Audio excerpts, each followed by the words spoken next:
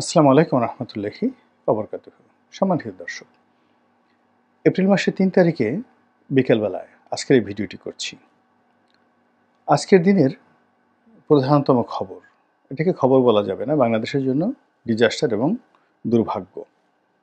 সেটি হলো বাংলাদেশ থেকে যে সকল পণ্য আমেরিকাতে রপ্তানি হয় সে সকল পণ্যের উপর মার্কিন সরকার, ডোনাল্ড ট্রাম্প সরকার ৩৭% শুল্ক আরোপ করেছে। ইতিপূর্বে এই শুল্কটি ছিল 15%-এর মতো।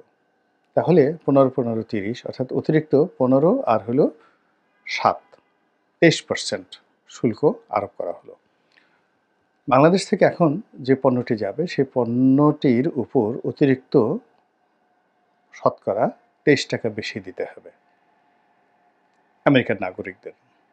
এবং এই শুল্কর সঙ্গে যখন এটাকে বেসিক ফান্ডামেন্টাল শুল্ক বলা হয়, আমাদের দেশে ধরুন শুল্ক যদি হয় 5% কথায় কথায় কোনো একটা জায়গাতে, তো সেটার সঙ্গে এটাকে বলা হয় কাস্টমস ট্যারিফ, তার সঙ্গে ভ্যাট যুক্ত হয়, অ্যাডভান্স ইনকাম ট্যাক্স যুক্ত হয়, আরও অলমোস্ট 10-15% যুক্ত হয়। তো সেই ক্ষেত্রে মূল ট্যারিফের উপর অর্থাৎ 37% ট্যারিফের উপর ধরুন আরও 10-15% অতিরিক্ত শুল্ক আরোপ করা হবে। অর্থাৎ সেখানকার আমেরিকান যে জিএসটি, অ্যাডভান্স জিএসটি, আয়কর, তারপরে আরও অনেক কিছু সব মিলিয়ে দেখা যাচ্ছে যে এখন যে দ্রব্যমূল্য তার সঙ্গে যদি আপনি আরও 15% যোগ করেন বা 12% যোগ করেন, অলমোস্ট 50% দাম বেড়ে যায়। তাহলে 50% যদি দাম বেড়ে যায়, তো যে শার্টটি এখন $100 আমেরিকানরা কিনছেন সেই শার্টটিকে তাদেরকে কিনতে হবে $150। এখন এই $50 তারা শার্ট কিনতে গিয়ে বাংলাদেশ থেকে যে এখন বছরে $8 বিলিয়ন আমরা যে এক্সপোর্ট করছি, $8 বিলিয়ন যে আমরা এক্সপোর্ট করছি আমেরিকাতে, এটি কি নেমে $5 বিলিয়ন আসবে, $4 বিলিয়ন আসবে, নাকি এটি $12 বিলিয়ন যাবে? এটি নিয়ে বিতর্ক করার কোনো অবকাশ নেই। সঙ্গত কারণেই এই ব্যবসাটা ধস নামবে। আমেরিকাতে যে আমাদের এক্সপোর্ট, সেই এক্সপোর্টটা পরিপূর্ণভাবে ধস নামবে। এখন এই কাজটি ডোনাল্ড ট্রাম্প কেন করলেন? এর কারণ হলো যে আমেরিকাতে বাংলাদেশের যে পোশাক, এটি সাধারণত আমেরিকার গরিব মানুষ যারা আছে তারা ব্যবহার করে। গার্মেন্টসের ভাষায় এগুলোকে বলা হয় লো প্রোডাক্ট। এবং সেখানে গিয়ে আপনি দেখবেন যে বাংলাদেশে তৈরি যে কোনো জিন্স বা প্যান্ট, ওদের যে সকল বড় বড় ব্র্যান্ড শপ রয়েছে তাদের কথা আলাদা, কিন্তু ব্র্যান্ডের বাইরে যেগুলো নন ব্র্যান্ডেড প্রোডাক্ট বাংলাদেশ থেকে যায়, এগুলো এতটা সস্তা, এতটা কম দাম। আপনি আমাদের যে বঙ্গবাজারে যে পুরনো গার্মেন্টসের মালামাল পাওয়া যায়, এমনকি আমাদের যে ফুটপাতে গার্মেন্টসের যে মালামাল পাওয়া যায়, সেখানে আমেরিকার ভালো ভালো যে দোকানে, সেই দোকানে গিয়ে আপনি $10 যে শার্ট পাবেন, যে প্যান্ট পাবেন, আপনি নিজে অবাক হয়ে যাবেন যে এটা কী করে বাংলাদেশ থেকে আসে। তারা বাংলাদেশে একটা শার্ট সেলাই করার জন্য কয় টাকা দেয়, একটা প্যান্ট সেলাই করার জন্য কয় টাকা দেয়, আপনি অবাক হয়ে যাবেন যে 1 ডজন প্যান্ট সেলাই করার জন্য $10-15 বেসিক 5 পকেট বেসিক জিন্স, মানে আমরা যে জিন্স প্যান্টগুলো পরি সেইগুলো 1 ডজন সেলাই করার জন্য ধরুন $12 অন অ্যাভারেজে তারা দেয়। তাহলে $1, তো $1 মানে এখন বাংলাদেশে 120 টাকা।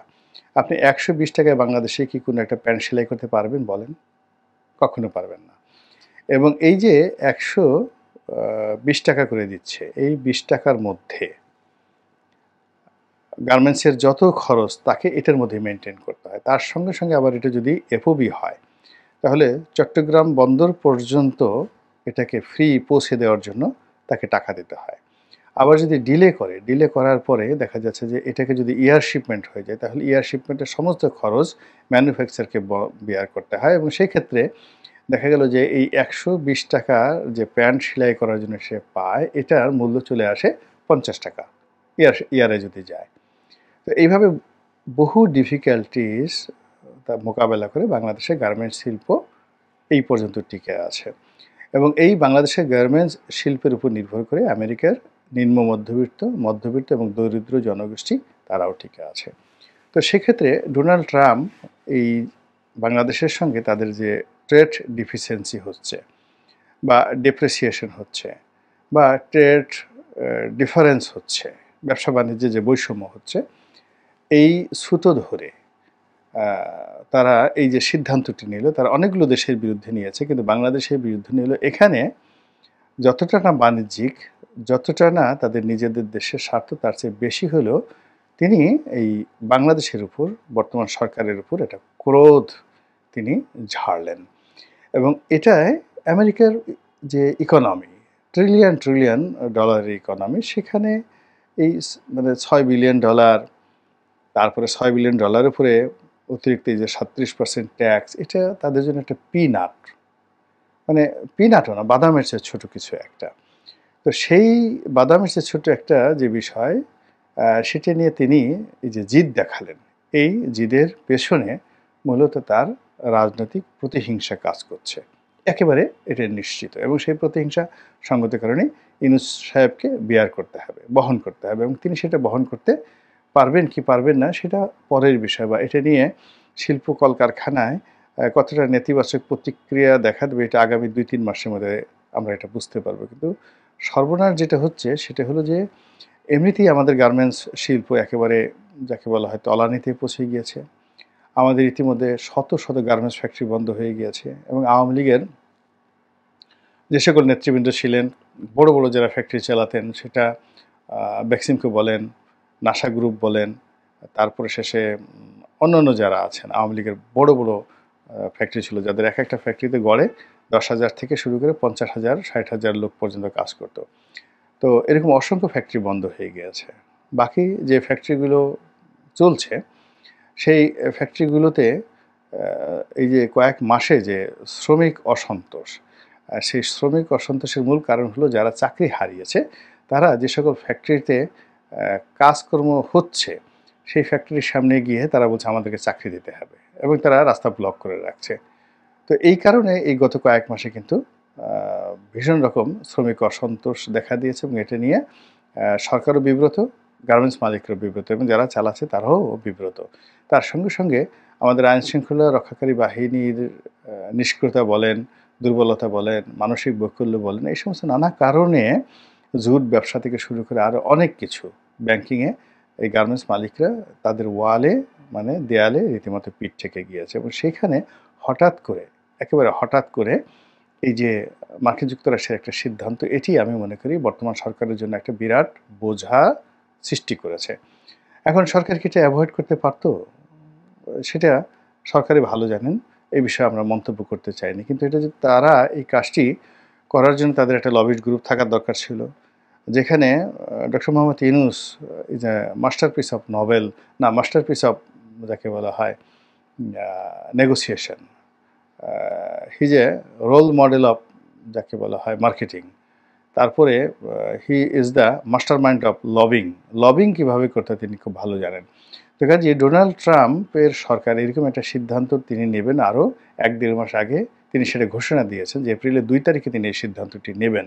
তো এই সময়টিতে বাংলাদেশের পক্ষ থেকে কেন লবিস্ট নিয়োগ করা হলো না, এবং কেন সেখানে যথাযথ ব্যবস্থা নেওয়া হলো না, এবং এই জন্য সরকারের যারা কর্তা ব্যক্তি কেন তাদেরকে দায়ী করা হবে না? আমেরিকাতে যিনি রাষ্ট্রদূত রয়েছেন তিনি, ওখানে যিনি ট্রেড মিনিস্টার রয়েছেন তিনি, আমাদের পররাষ্ট্র মন্ত্রণালয়ের যিনি উপদেষ্টা রয়েছেন, তাদের সবাইকেই কিন্তু এটা নিয়ে জবাবদিহি করতে হবে। এর কারণ হলো এটা মানুষের রুটি এবং রুজির ব্যাপার। এটা ডক্টর মোহাম্মদ ইউনূস বা তৌহিদ সাহেব এদের খেয়াল খুশির বিষয় নয়, এর সঙ্গে লক্ষ লক্ষ মানুষের রুটি এবং রুজি জড়িত। কাজে এটা নিয়ে আপিল হতে পারতো, এটা নিয়ে বার্গেনিং হতে পারতো, এটা নিয়ে লবিং হতে পারতো। এটার কোনো চেষ্টা করা হয়েছে বলে আমার জানা নেই, কিন্তু এই জিনিসটা ঘটে গেছে। এই গেল এক। দ্বিতীয়ত হলো এটা কেন ঘটলো হঠাৎ করে, এবং এটা ঘটার আগে আপনারা দেখেছেন যে আমেরিকার যে একটা পত্রিকা নিউ ইয়র্ক টাইমস, সেখানে বাংলাদেশ সম্পর্কে একটা নিষ্ঠুর প্রতিবেদন ছাপা হয়েছে। সেই প্রতিবেদনে বলা হচ্ছে যে বাংলাদেশে জঙ্গিবাদ রীতিমতো ভর করেছে, এবং এই জঙ্গিবাদ আগামী দিনে এই অঞ্চলের রাজনীতি এবং অর্থনীতি নিয়ন্ত্রণ করবে। তো কাজেই আমেরিকা যখন কোনো একটি দেশের উপর খড়গ চাপায়, শাস্তি দিতে চায়, তখন কখনো কখনো বিভিন্ন সময়টিতে তারা তাদের উপর নানা রকম অপবাদ দিয়ে থাকে। যেমন তারা আমাদের শত্রু রাষ্ট্র, তারা জঙ্গি রাষ্ট্র, বিশেষ করে ইসলামী জঙ্গি রাষ্ট্র। তারপরে তারা সন্ত্রাসে, আন্তর্জাতিক সন্ত্রাসে অর্থায়ন করে, সন্ত্রাসবাদ তারা বিস্তার করে। যেমন লিবিয়ার গাদ্দাফির বিরুদ্ধে ছিল যে সে আন্তর্জাতিক সন্ত্রাসবাদকে উস্কে দিচ্ছে, এই জন্য সরাসরি সেখানে তারা আক্রমণ চালিয়েছে। তো এইরকম কাউকে যখন তারা কিল করতে চায়, মেরে ফেলতে চায়, গলা টিপে ধরতে চায়, কাউকে শেষ করে দিতে চায়, তখন আগে তাহার চরিত্রটাকে তারা হনন করে, ক্যারেক্টার অ্যাসাসিনেশন করে।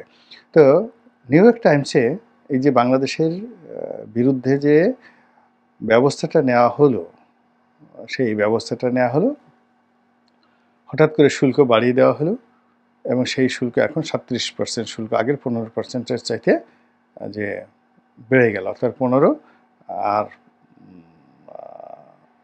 7, তো 15 আর 7 মানে কত পার্সেন্ট হলো? 15, 20 আর হলো 2, 22%। তো এই যে 22% অতিরিক্ত শুল্ক আরোপ হলো, এটা নিয়ে মার্কিন সমাজ একটা প্রতিক্রিয়া তৈরি হয়ে যাবে।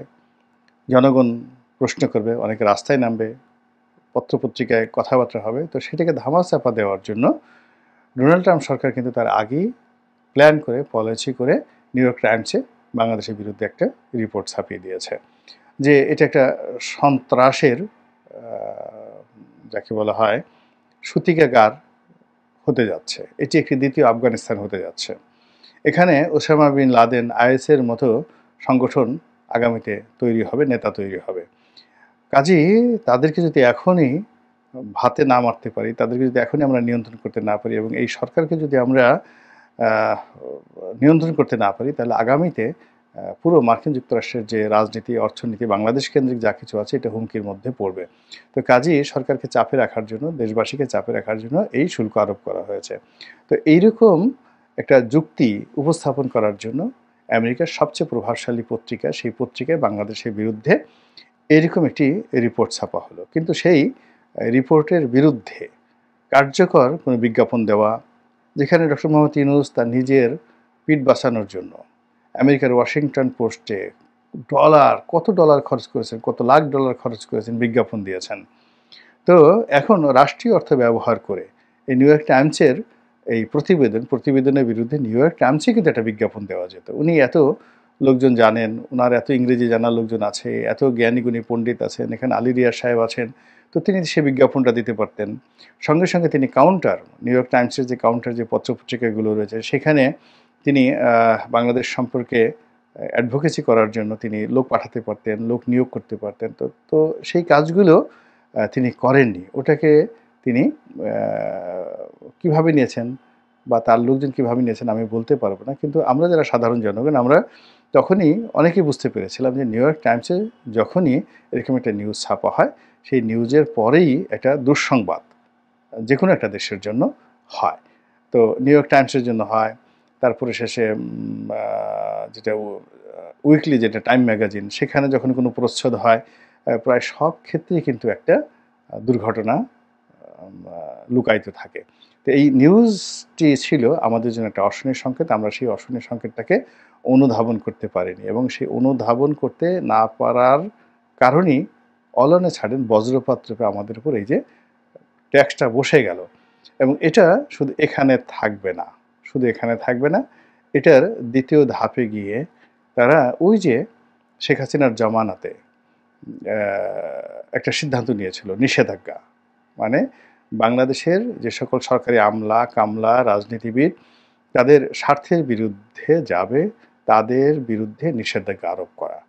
এবং সেই নিষেধাজ্ঞা আরোপ করতে গিয়ে যদি এখন সরকারি কর্মে যারা নিযুক্ত তাদের 2-4 জনকে আবার সেই নিষেধাজ্ঞা দিয়ে দেয়, সরকারি কর্মকর্তা প্লাস এখন যারা রাজনীতি নিয়ন্ত্রণ করছেন, আপনি বোঝার চেষ্টা করেন, রীতিমতো ডিজাস্টার হয়ে যাবে। এবং সরকারের সেই ডিজাস্টারের মধ্যে দিল্লি কী পরিমাণ লম্ফঝম্প করবে, শেখ হাসিনা কী পরিমাণ অডিও বার্তা পাঠাবে এবং কী পরিমাণ আনন্দে উদ্বেলিত হয়ে হঠাৎ করে বাংলাদেশে ঢুকে পড়ার জন্য তিনি যাকে বলা হয় যে আনন্দ উল্লাস শুরু করবেন, এটা আপনারা কি কল্পনা করতে পারছেন? মহান আল্লাহ আমাদের সবাইকে হেদায়েত দান করুন এবং হেফাজত করুন। আসসালামু আলাইকুম ওয়া রাহমাতুল্লাহি ওয়া বারাকাতুহু।